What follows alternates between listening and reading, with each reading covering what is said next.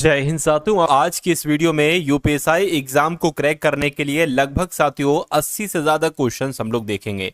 यानी कि सबसे पहले साथियों हिंदी के 40 सवाल आपके सामने आएंगे। जैसे इस बार आपका पेपर का पैटर्न रहेगा, जैसे जिस टाइप के क्वेश्चन साथियों हिंदी के होंगे वैसे 40 सवाल। उसके बाद जीके जीएस के साथियों 40 सवालों को हम लोग देखेंगे। तो आप चेक करिएगा साथियों कि इन हिंदी के सवालों में से आपका स्कोर कितना रहता है। अगर साथियों हिंदी के 40 सवालों में से आपका स्कोर 25 रहता है तो मैं कहूंगा आप बिल्कुल सही डायरेक्शन में चल रहे हैं साथियों। आने वाले समय में कुछ दिन में ही आपकी इतनी मजबूत प्रैक्टिस मैं करवा दूंगा कि 40/40 का आपका स्कोर आएगा। पहले अभी देखिए 40 में से 25 करने का कोशिश कीजिए साथियों इस हर हालत में साथियों, है ना।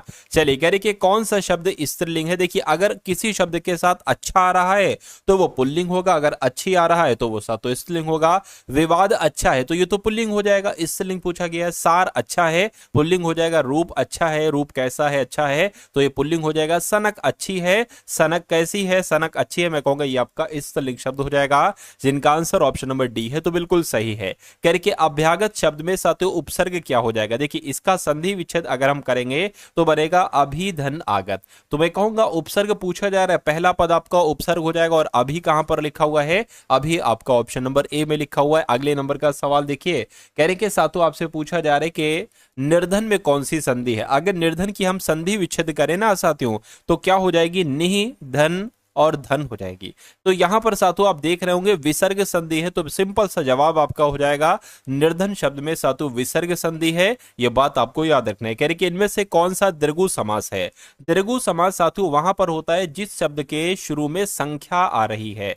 क्या इसमें संख्या आ रही है, नहीं इसमें भी नहीं आ रही, इसमें भी नहीं आ रही है। चतुर्भुज यानी कि चार भुजा एक तरीके से यहां पर संख्या आ गई तो यही आपका द्विगु समास का उदाहरण हो जाएगा। आंसर जिनका डी है तो बिल्कुल सही है। रिपीट क्वेश्चन हो गया। उसके बाद देखिए तुरंग शब्द का पर्यायवाची आपको बताना है। तुरंग की अगर साथियों बात करते हैं हम लोग तो तुरंग, देखिए तुरंग का आपको पता होना चाहिए साथियों। तुरंग का मतलब क्या होता है, बाजी होता है। तुरंग का मतलब है होता है घोड़ा होता है।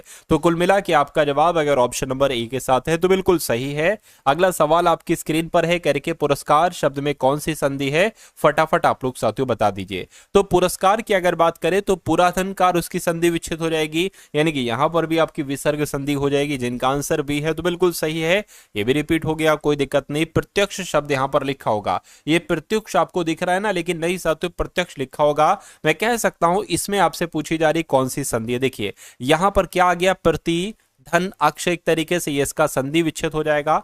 और प्रति जहां पर पहला पद प्रति आ जाए साथियों, है ना, वहां पर अगर आपसे समास पूछे तो अव्यय बहुत समास होता है, लेकिन यहां पर संधि पूछी गई है। मैं आपको बता देता हूं, देखिए अगर किसी भी शब्द में आधा ता और या आ जाए तो वहां पर हमेशा और हमेशा साथियों यड़ संधि होती है।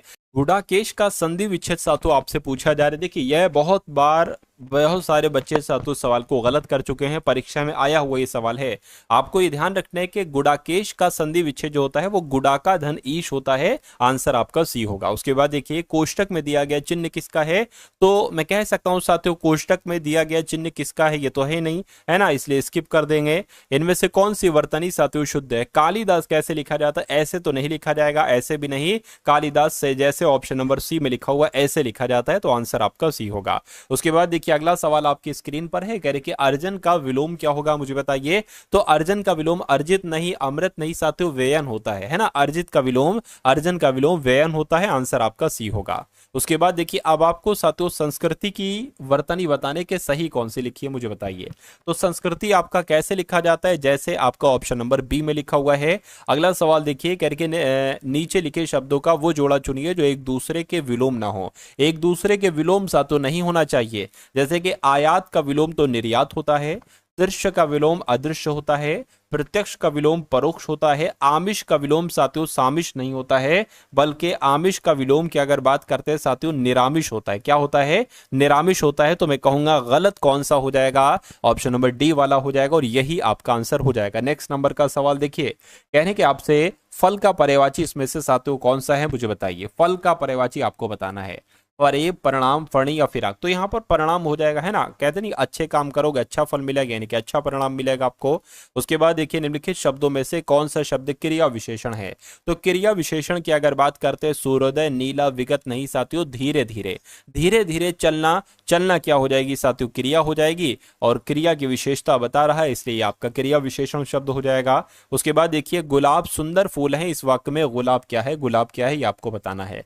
तो गुलाब की अगर बात करते हैं साथियों, गुलाब क्या है, गुलाब की तरह और कोई नहीं है। अगर पूछा जाता फूल क्या है तो मैं जातिवाचक लगा देता, लेकिन गुलाब का नाम आ गया है तो मैं आपको साथियों व्यक्तिवाचक लगा दूंगा। उसी प्रकार नदी शब्द आ जाता तो जातिवाचक हो जाता, लेकिन अगर किसी नदी का नाम आ जाए और पूछा जाए क्या संज्ञा है तो वहां पर व्यक्तिवाचक संज्ञा हो जाती। तो कुल मिला के इस सवाल के जवाब आपको ऑप्शन नंबर ए होगा।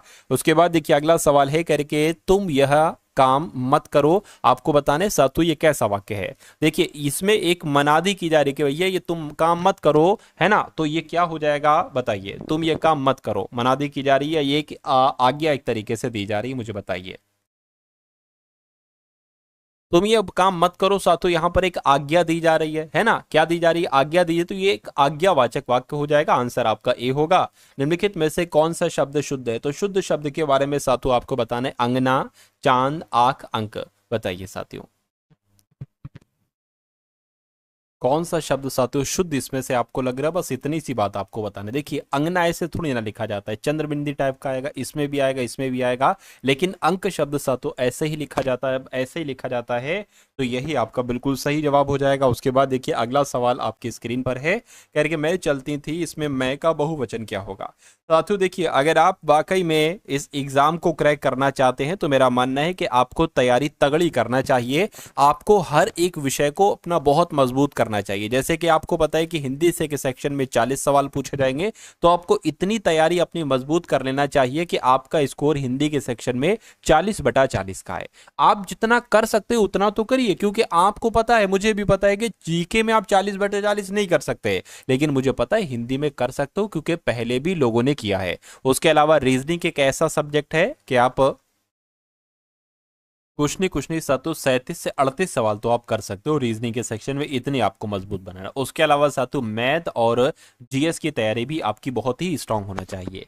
चलिए तो हम लोग सबसे पहले सातों 40 सवाल देख रहे हो, इसमें मैंने टारगेट आपको 25 का बताया था, 25 सवाल करने की आप पूरी कोशिश करिएगा।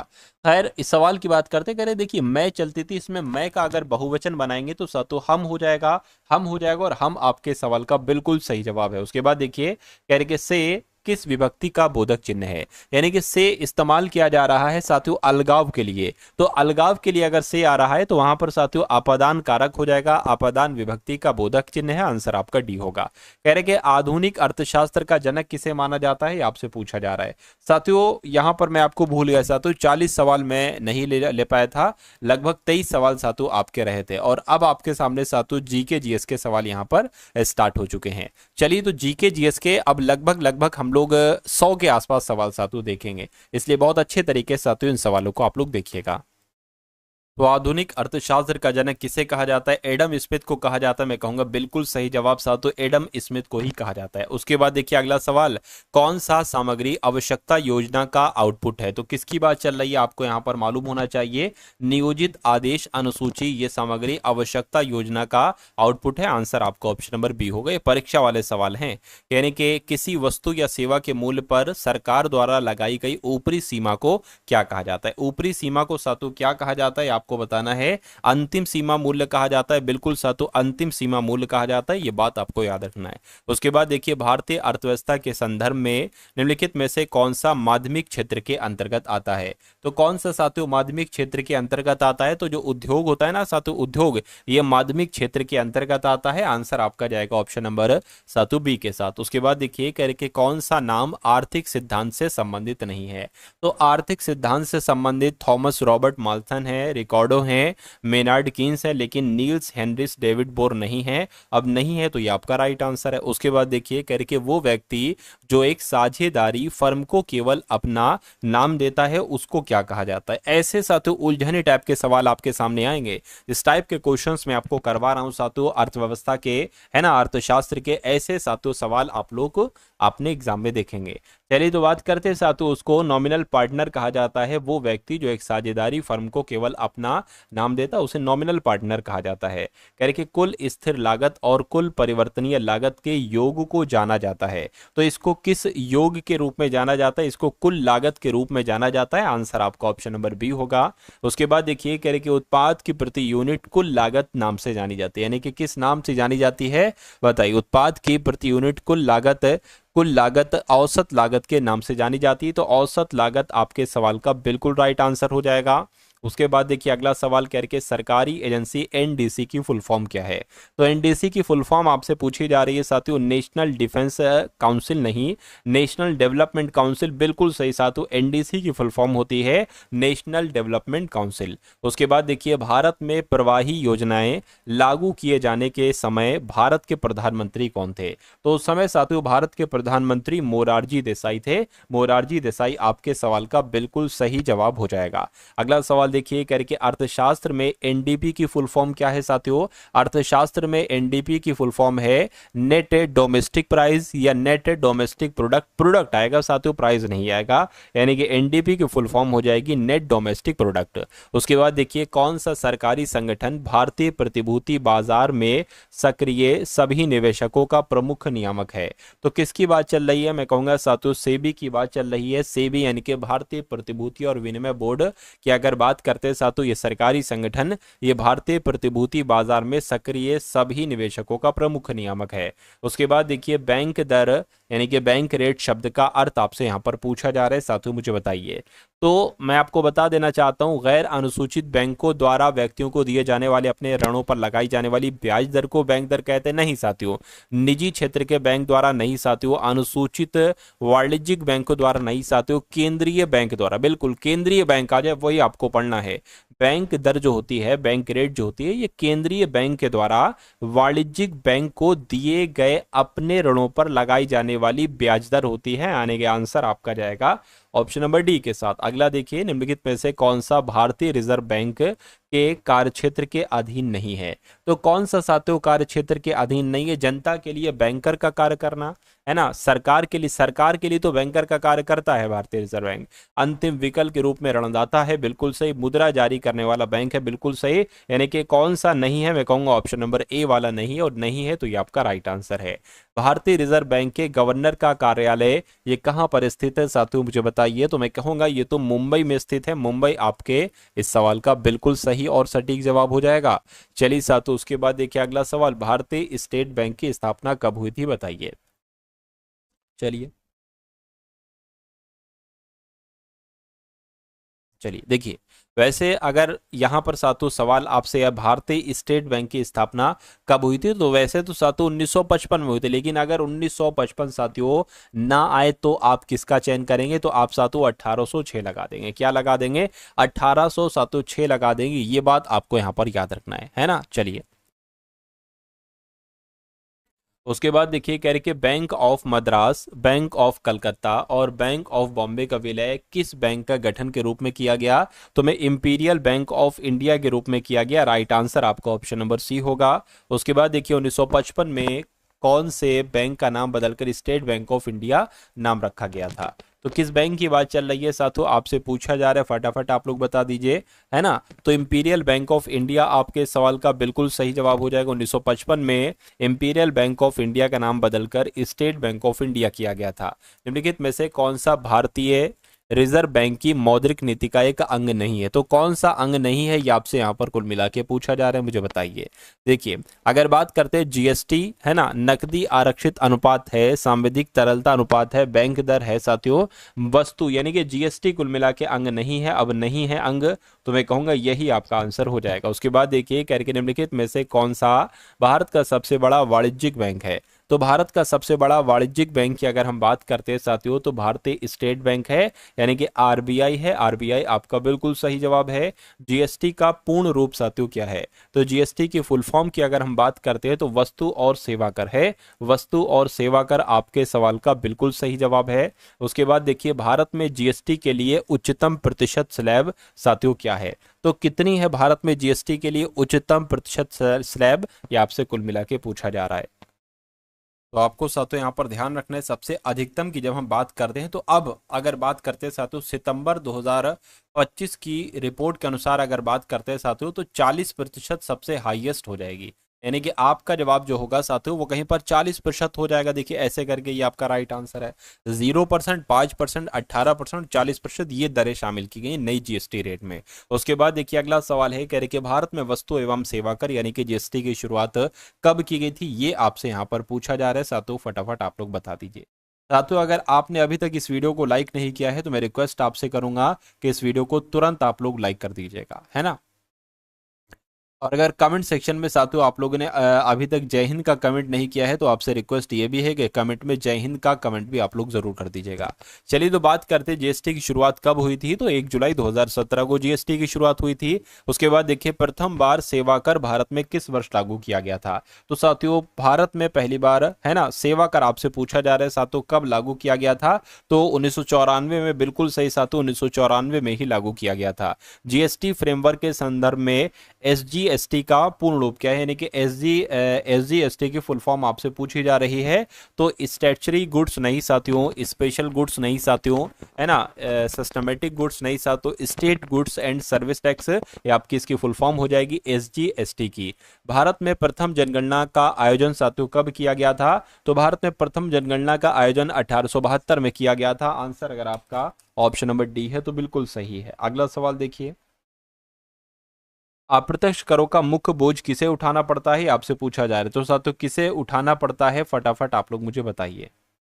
चलिए, तो उपभोक्ता को उठाना पड़ता है साथियों। उपभोक्ता कहां पर है, ऑप्शन नंबर सी में है। आंसर आपका जाएगा सी के साथ। अब उसके बाद देखिए अगला सवाल, ये सारे सवाल आप लोग इसी क्लास में ही साथियों तैयार करते जाइए, क्योंकि हो सकता हो ये क्लास आपको दोबारा ना मिले, ये क्वेश्चंस आपको दोबारा ना मिले जो आपके रियल एग्जाम में साथियों आपको देखने को मिलेंगे। सवाल, जीएसटी भारत में अधिरोपित एक अप्रत्यक्ष कर है, जीएसटी की फुल फॉर्म क्या है, तो वस्तु एवं सेवा कर साथियों ये जीएसटी की फुल फॉर्म है। आंसर जिनका बी है तो बिल्कुल सही है। अगला देखिए आपसे पूछा जा रहा है,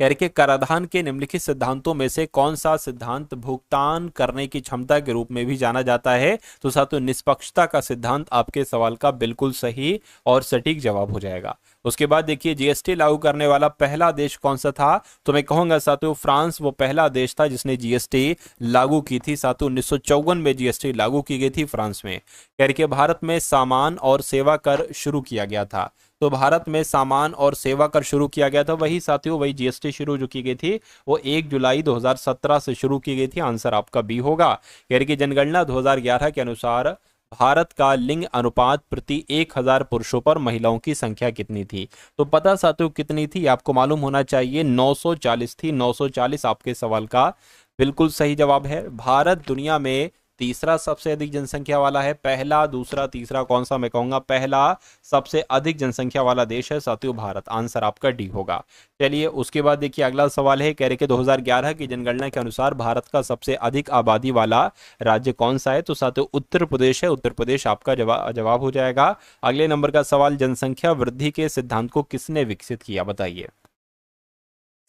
तो मैं कहूंगा साथियों माल्थस इनका नाम है, और माल्थस साहब ने ही जनसंख्या वृद्धि पॉपुलेशन ग्रोथ के सिद्धांत को विकसित किया था।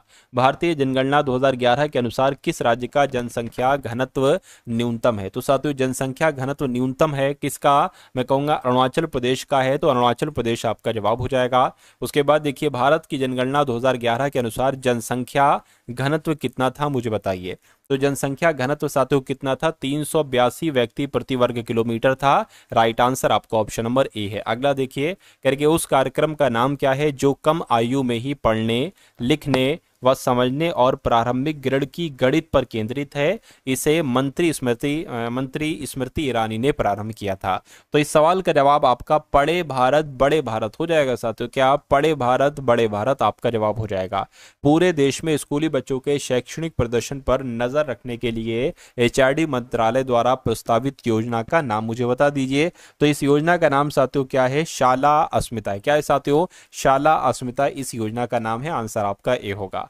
ऑपरेशन ग्रीन्स एक सरकारी योजना है, इसका उद्देश्य क्या है साथियों बताइए। ऑपरेशन ग्रीन्स एक सरकारी योजना है, इसका उद्देश्य फसलों के सामान्य कीमत नहीं, फसल शिक्षा नहीं, बांस की फसलों का विकास नहीं साथियों, टमाटर प्याज आलू की फसलों की कीमत फसलों की आपूर्ति में स्थिरता लाना, बिल्कुल साथियों यही ऑपरेशन ग्रीन्स का उद्देश्य है। आंसर आपका डी हो जाएगा। अगला देखिए, केंद्र सरकार ने किस क्षेत्र के लिए संपदा योजना शुरू की थी? तो जो संपदा योजना साथियों शुरू की गई थी, ये आपसे पूछा जा रहा है, मुझे बताइए। तो ये खाद्य प्रसंस्करण के क्षेत्र के लिए साथियों शुरू की गई थी। खाद्य प्रसंस्करण आपका बिल्कुल सही जवाब हो जाएगा। उसके बाद देखिए, कह रहे कि हाल ही में समाचार में देखा गया ई नाम शब्द निम्नलिखित में से किससे संबंधित है? तो ई नाम शब्द जो है ना साथियों, ये कृषि बाजार से संबंधित है। कृषि बाजार आपके सवाल का जो होगा वो बिल्कुल सही जवाब हो जाएगा।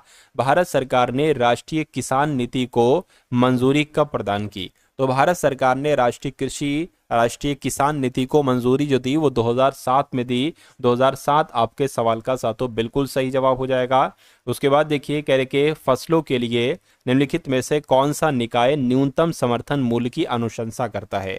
तो आपका जवाब साथियों CACP हो जाएगा। क्या? CACP आपके इस सवाल का जवाब हो जाएगा साथियों, यानी कि कृषि लागत एवं मूल्य आयोग इसको हम लोग कह सकते हैं। समग्र शिक्षा, स्कूली शिक्षा के लिए एक योजना है जो कि प्री नर्सरी से कक्षा 12 तक के लिए है। बिल्कुल सही साथियों, ये जो समग्र शिक्षा स्कूली शिक्षा के लिए एक योजना है, ये प्री नर्सरी से लेकर 12th कक्षा तक है। आंसर आपका ए होगा। उसके बाद देखिए, प्रधानमंत्री जनधन योजना के तहत किस राज्य ने 100% वित्तीय समावेशन हासिल किया है? तो मैं कहूंगा मेघालय राज्य आपके सवाल का साथियों बिल्कुल सही जवाब हो जाएगा। राष्ट्रीय पेंशन योजना में पंजीकरण के लिए अधिकतम आयु कितने वर्ष है? तो कितने वर्ष होती है साथियों? 65 ईयर्स होती है। आंसर आपका बी हो जाएगा। उसके बाद देखिए, राष्ट्रीय सामाजिक सहायता कार्यक्रम 15 अगस्त को शुरू किया गया था। 15 अगस्त कौन सी वर्ष को शुरू किया गया था, ये आपसे साथियों यहाँ पर पूछा जा रहा है। तो आपको ध्यान रखना है, 15 अगस्त 1995 को शुरू किया गया था राष्ट्रीय सामाजिक सहायता कार्यक्रम। अगला सवाल देखिए, उस कार्यक्रम का नाम क्या है जिसका उद्देश्य सार्वजनिक क्षेत्र के बैंकों पर बोझ बनी परिसंपत्तियों की समस्या का हल निकालना है? तो आपके सवाल का जवाब साथियों जो जाएगा वो सशक्त जाएगा, यानी कि उस कार्यक्रम का नाम सशक्त कार्यक्रम है जिसका उद्देश्य सार्वजनिक क्षेत्र के बैंकों पर बोझ बनी परिसंपत्तियों की समस्या का हल निकालना है। प्रधानमंत्री नरेंद्र मोदी द्वारा नमामि गंगे परियोजना कब शुरू की गई थी? तो साथियों पता कब शुरू की गई थी? आपको याद रखना है, जुलाई 2014 में शुरू की गई थी। राइट आंसर आपका ऑप्शन नंबर बी होगा। अगला देखिए, करके 2002 में सभी गांवों में पेयजल आपूर्ति सुनिश्चित करने के लिए शुरू किया गया था। तो साथियों क्या शुरू किया गया था? आपको याद रखना है साथियों, स्व जलधारा योजना शुरू की गई थी। स्व जलधारा योजना आपके सवाल का बिल्कुल सही जवाब है। यानी कि आयुष्मान भारत योजना के बारे में इनमें से कौन सा कथन सही नहीं है? यानी कि आयुष्मान भारत योजना के बारे में 3 कथन सही होंगे, उसके बारे में आपको बताना है। यानी कि आयुष्मान भारत एक राष्ट्रीय स्वस्थ सुरक्षा योजना है, बिल्कुल सही बात है। वरिष्ठ नागरिक स्वास्थ्य बीमा योजना को इस योजना के तहत शामिल नहीं किया गया है, ऐसा नहीं है भाई, है ना। वरिष्ठ नागरिक भी साथियों शामिल हैं, यानी कि इस योजना के तहत प्रति परिवार 5 लाख वार्षिक कवरेज का निर्धारित लाभ प्राप्त करता है, ये बात भी सही है। राष्ट्रीय स्वास्थ्य बीमा योजना को आयुष्मान भारत योजना में शामिल किया गया, ये बात भी बिल्कुल सही है। यानी कि कौन सी बात सही नहीं है? मैं कहूंगा ऑप्शन नंबर बी वाली बात सही नहीं है, तो यही आपका आंसर हो जाएगा। उसके बाद देखिए, करके स्वच्छ और खुले में शौच मुक्त भारत बनाने के लिए भारत सरकार द्वारा शुरू की गई योजना का नाम क्या है? तो मैं कहूंगा साथियों इस योजना का नाम स्वच्छ भारत अभियान है। स्वच्छ भारत अभियान आपके सवाल का जो होगा वो बिल्कुल सही जवाब हो जाएगा। अगला सवाल है, कह रहे कि मिशन इंद्रधनुष भारत सरकार की योजना निम्नलिखित में से किस योजना से संबंधित है? बताइए। तो ये साथियों पता किससे संबंधित है? ये स्वास्थ्य से संबंधित है। एकल महिला पेंशन योजना शुरू करने वाला पहला भारतीय राज्य कौन सा था साथियों? महाराष्ट्र, गुजरात, दिल्ली, तेलंगाना। मैं कहूंगा तेलंगाना एकल महिला पेंशन योजना शुरू करने वाला पहला भारतीय राज्य था। खैर के NRDWP की फुल फॉर्म साथियों क्या होती है? तो national rural drinking water programme होती है। मैं कहूंगा बिल्कुल साथियों पहला पढ़ा और पहला ही आपका जवाब हो गया, यानी कि NRDWP की फुल फॉर्म होती है national rural drinking water programme. Answer आपका ए होगा। अगला सवाल है, करेगी इस योजना का नाम बताइए जिसका लक्ष्य घरेलू उपभोक्ताओं को सब्सिडी युक्त दरों पर LED बल्ब प्रदान करना है। तो अगर बात करते हैं साथियों उजाला योजना की बात चल रही है, उजाला योजना आपके सवाल का बिल्कुल सही जवाब है। अंतर्राष्ट्रीय मुद्रा लेन देन के संदर्भ में IMF की फुल फॉर्म क्या है? इंटरनेशनल मॉनेटरी फॉर्म है, इंटरनेशनल मॉनेटरी फंड है। फंड साथियों होगा इंटरनेशनल मॉनेटरी फंड, यानी कि अंतर्राष्ट्रीय मुद्रा कोष इसको हिंदी में कह सकते हैं। तो आंसर जिनका बी के साथ है तो बिल्कुल सही है, कह रहे कि विश्व व्यापार संगठन का गठन जनवरी 1995 को किया गया था। तो यहां पर अगर बात करते हैं साथियों, विश्व व्यापार संगठन का गठन है ना किसके तहत किया गया था, है ना, किसके तहत किया गया था 1 जनवरी 1995 को, तो मैं कहूंगा मराकेश समझौते के तहत किया गया था। तो मराकेश समझौता आपके सवाल का बिल्कुल सही जवाब है। कह रहे कि भारत हैवी इलेक्ट्रिकल्स लिमिटेड एक कंपनी है। तो ये एक साथियों कैसी कंपनी है, ये एक महारत्न कंपनी है, ये एक महारत्न कंपनी है। तो आंसर आपका ऑप्शन नंबर बी हो जाएगा। तो साथियों कुल मिला के यहाँ पर अगर बात करते हैं, इतने क्वेश्चंस आप लोगों ने देखे, बहुत अधिक तो क्वेश्चंस मैं आपको नहीं करवा पाया, लेकिन साथियों लगभग 80-85 सवाल मैंने आपको यहां पर करवाए। तो ये क्लास आपको कैसी लगी एक बार कमेंट सेक्शन में आप लोग जरूर बता दीजिएगा। उसके अलावा मैं आपको बता देना चाहता हूं, अगर आप यूपीएससी एग्जाम को क्रैक करने के लिए जीके की पीडीएफ लेना चाहते हैं और करंट अफेयर की पीडीएफ लेना चाहते हैं तो उसका लिंक मैंने डिस्क्रिप्शन में दे दिया है। सिर्फ और सिर्फ साथियों 45 रुपीज की वो पीडीएफ आपको दी जा रही, वहां से जाकर आप इसको ले लीजिएगा, पढ़ लीजिएगा। साथियों आपके रियल एग्जाम में बहुत सारे क्वेश्चंस यहां से आपको देखने को मिलेंगे।